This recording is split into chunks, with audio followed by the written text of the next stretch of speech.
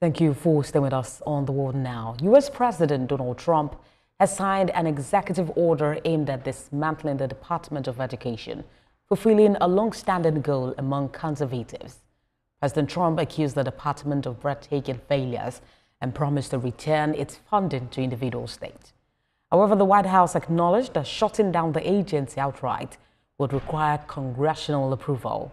This move has sparked legal challenges, with opponents seeking to block the closure and court to its staff.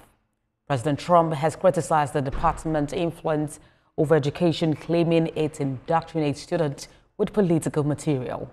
Established in 1979, the department manages student loans and support programs for low-income students.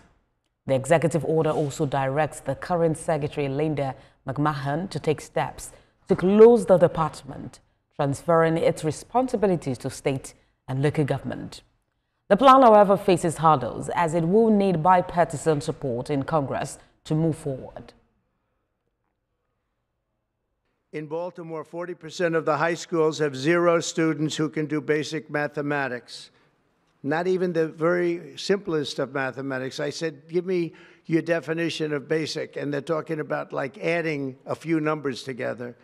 Despite these breathtaking failures, the department's discretionary budget has exploded by 600% in a very short period of time, and it employs bureaucrats in buildings all over Washington, D.C. And as a former real estate person, I will tell you, I ride through the streets of Washington and it says Department of Education, Department of Education.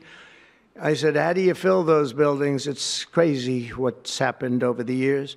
I'm pleased to report that after offering these federal employees 2 generous buyout options, and they were very generous, and they're good people, but they were very generous. My administration has initiated a reduction in force, and we're already cutting numbers that were really surprising to a lot that we were able to do it so successfully. And we've cut the number of bureaucrats in half. 50% have taken office, which is great.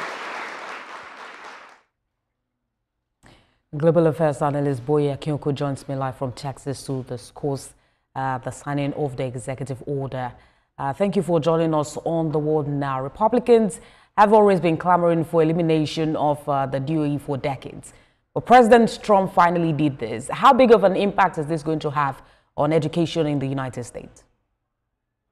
Good afternoon, Lagos, and thanks for having me.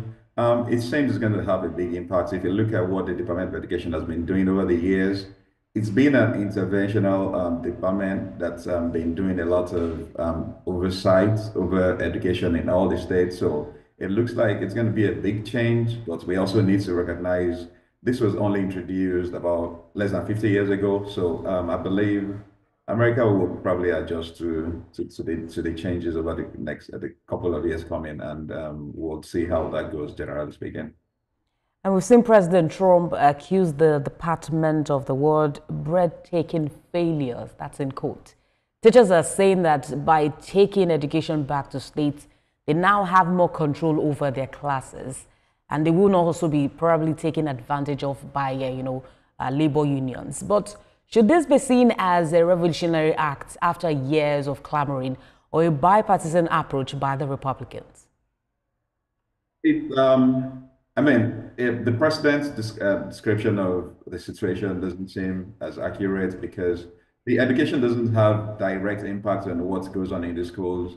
They fund, they don't have direct access to what goes on in the school. They only advise, do some funding and other things. So I don't think that really will have any major impact on how the schools behave and how the schools in the state behave and how they don't. But they've been more of a helping and trying to help schools to get better. That's what the Department of Education has been doing.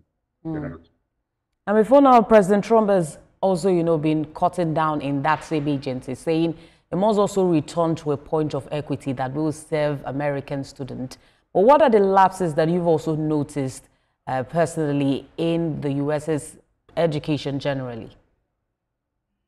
Well, there's no perfect system, as we know, anywhere, and there will definitely be things that can be improved on. And one major thing that has been pointed out is the testing scores. The testing scores compared to other developing countries or the United States has not been as impressive. They've been average at best. It's been more than you see more of Switzerland, Japan, and other developed countries doing much better than the US. So if you look at it from that perspective, yes, there are things that can be done to make things better. But if you ask the educators, they'll tell you COVID has had a lot of impact because those, especially in, I believe in the mathematics, these scores have been going down after COVID. So there are various factors that are responsible for all of this. It's not just becoming cool. And then we'll wait to see what the impact of this will be on U.S. education. Global Affairs Analyst Boye Akioko, thank you for talking to us. Thank you for having me.